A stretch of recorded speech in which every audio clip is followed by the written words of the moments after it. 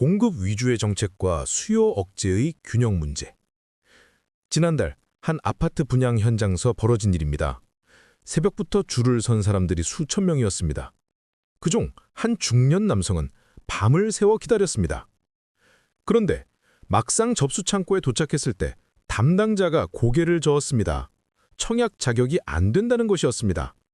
최근 규제가 바뀌면서 그는 신청조차 할 수 없게 되었습니다. 그 순간 그의 머릿속에는 지난 30년이 스쳐 지나갔습니다.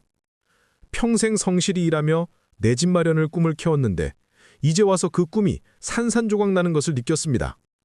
집은 계속 지어지는데 왜 자신은 살 수 없는 걸까요? 정책은 누구를 위한 것일까요? 오늘 우리가 나눌 이야기는 바로 이 모순에 관한 것입니다.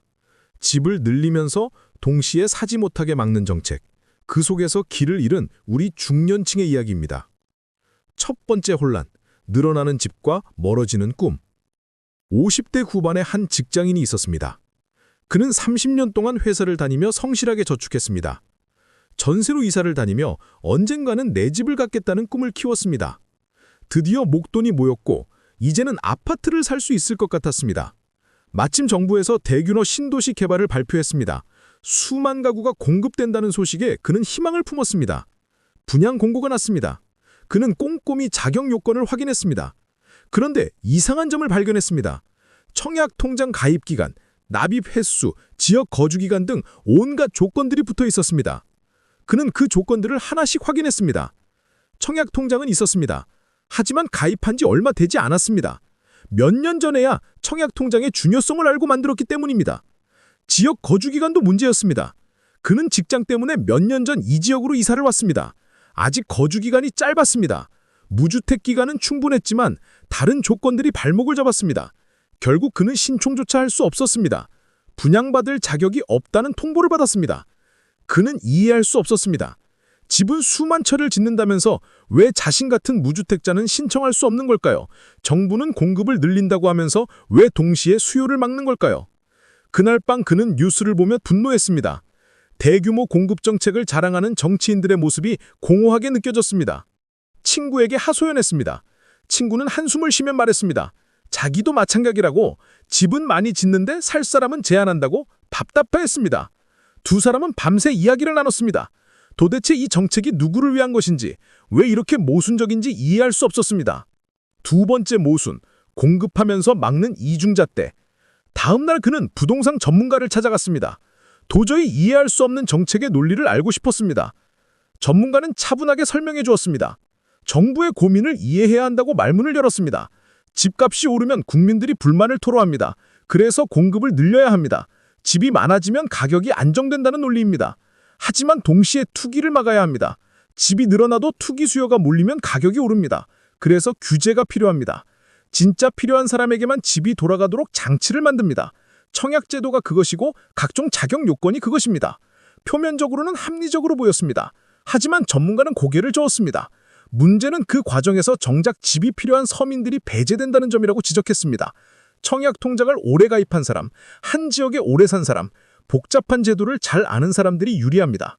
반대로 그렇지 못한 사람들은 아무리 집이 많이 지어져도 기회를 얻지 못합니다. 전문가는 구체적인 예를 들었습니다. 신도시가 개발되면 수만 채가 공급됩니다. 언론은 대대적으로 보도하고 정부는 성과로 자랑합니다. 하지만 그 집들의 상당수는 이미 자격을 갖춘 사람들에게 돌아갑니다. 청약 순위가 높은 사람, 재건축 조합원, 이주대책 대상자들입니다. 실제로 무주택자가 신청할 수 있는 물량은 생각보다 많지 않습니다. 게다가 그마저도 경쟁이 치열합니다.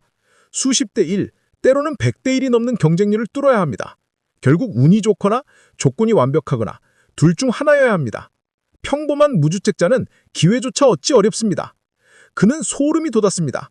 자신이 바로 그 평범한 무주택자였기 때문입니다. 집은 계속 지어지는데 자신에게는 영원히 오지 않을 기회처럼 느껴졌습니다. 전문가는 안타까운 표정으로 말했습니다. 이것이 바로 공급 정책과 수요 억제가 충돌하는 지점이라고 설명했습니다. 세 번째 딜레마, 풀리지 않는 균형의 방정식. 그는 토론회에 참석했습니다. 전문가들과 정치인들이 모여서 부동산 정책을 논의하는 자리였습니다. 한쪽에서는 공급을 더 늘려야 한다고 주장했습니다. 집이 부족하니 가격이 오른다는 논리였습니다. 더 많이, 더 빨리 지어야 한다고 목소리를 높였습니다. 다른 쪽에서는 수요 관리가 우선이라고 반박했습니다. 아무리 집을 지어도 투기 수요를 막지 않으면 소용없다고 주장했습니다. 규제를 강화하고 자격을 엄격히 하고 불법을 단속해야 한다고 강조했습니다. 양쪽 모두 일리가 있었습니다. 하지만 해법은 보이지 않았습니다. 한 패널이 질문했습니다. 그렇다면 지금 집이 필요한 서민들은 어떻게 해야 하느냐고 물었습니다. 공급이 늘어나길 기다리면 몇 년이 걸리고 그 사이 가격은 더 오릅니다. 수요 억제 정책 때문에 살 수도 없습니다. 결국 아무것도 할 수 없는 상황입니다. 토론장은 잠시 조용해졌습니다. 누구도 시원한 답을 내놓지 못했습니다. 한 전문가가 조심스럽게 말했습니다. 단기간에 해결할 수 있는 문제가 아니라고 인정했습니다. 공급은 시간이 걸리고 수요 관리는 부작용이 있고 둘 사이의 균형을 찾기가 어렵다고 솔직하게 고백했습니다. 그 순간 그는 깨달았습니다. 정책 입반자들도 답을 모른다는 것을 알았습니다. 그들도 시행착오를 겪으며 방법을 찾고 있었습니다. 어떤 정책을 펼쳐도 누군가는 손해를 보고 누군가는 불만을 가집니다. 완벽한 정책은 존재하지 않습니다. 하지만 그것이 위로가 되지는 않았습니다. 정책을 만드는 사람들은 시간을 가지고 고민할 수 있습니다. 하지만 당장 집이 필요한 사람들은 기다릴 여유가 없습니다. 나이는 들어가고 전세금은 오르고 기회는 점점 멀어집니다. 정책이 완성되길 기다리다가는 평생 집을 갖지 못할 수도 있습니다. 네 번째 현실, 밀려나는 중년층의 서른. 그에게는 대학생 자녀가 둘이 있었습니다.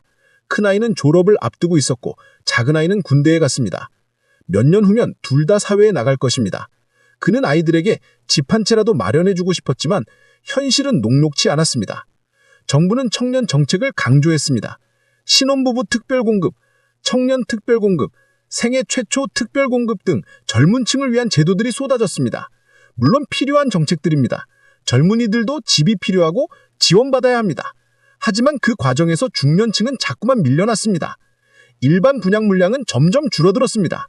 정약배서 비중이 늘어나면서 일반인이 신청할 수 있는 물량이 줄어들었습니다. 게다가 중년층은 청약점에서도 불리했습니다.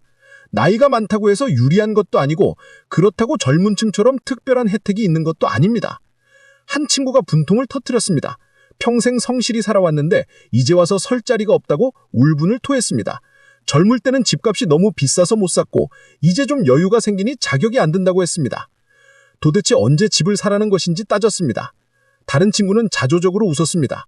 우리 세대는 끼인 세대라고 말했습니다.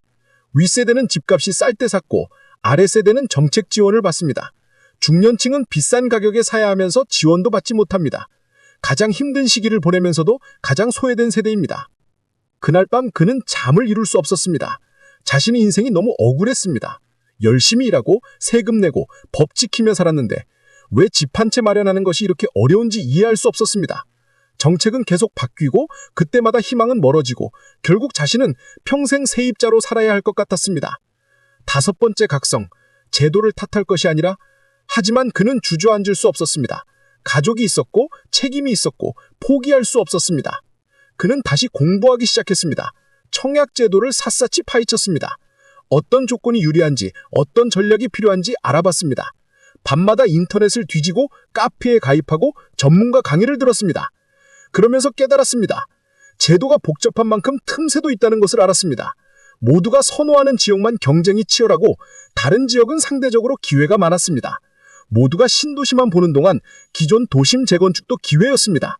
모두가 큰 평수를 원하는 동안 작은 평수는 경쟁률이 낮았습니다. 그는 전략을 세웠습니다. 당장 원하는 집을 사는 것이 아니라 단계적으로 접근하기로 했습니다. 먼저 작은 평수라도 내 집을 마련하고 몇 년 후 갈아타는 방식을 선택했습니다. 인기 지역이 아니어도 교통이 편리하고 개발 가능성이 있는 곳을 찾았습니다. 또한 아내와 의논했습니다. 맞벌이를 해서 소득을 늘리고 지출을 줄여서 저축을 늘리기로 했습니다. 자녀들에게도 설명했습니다. 당장은 어렵지만 몇 년만 참으면 상황이 나아질 것이라고 설득했습니다. 가족 모두가 한마음으로 목표를 향해 나아가기로 다짐했습니다. 1년이 지났습니다. 그 사이 그는 청약 점수를 쌓았습니다. 통장에 꾸준히 납입하고 무주택 기간을 늘리고 부양가족 점수를 확보했습니다. 동시에 여러 지역의 분양 정보를 모니터링했습니다. 기회가 오면 놓치지 않으려고 준비했습니다. 그러던 어느 날 기회가 왔습니다. 외곽 지역의 중소형 아파트 분양 공고가 났습니다. 경쟁률이 예상보다 낮았습니다. 그는 즉시 신청했고 놀랍게도 당첨이 되었습니다. 드디어 내 집을 갖게 된 것입니다. 비록 원했던 지역은 아니었지만 그래도 내 집이었습니다. 6번째 지혜. 완벽한 정책은 없지만 입주를 하고 1년이 지났습니다. 그는 이제 정책을 다르게 보게 되었습니다. 여전히 완벽하지 않고 여전히 불합리한 부분이 있습니다. 하지만 그것을 탓하며 기다리기보다는 주어진 조건에서 최선을 다하는 것이 현명하다는 것을 깨달았습니다.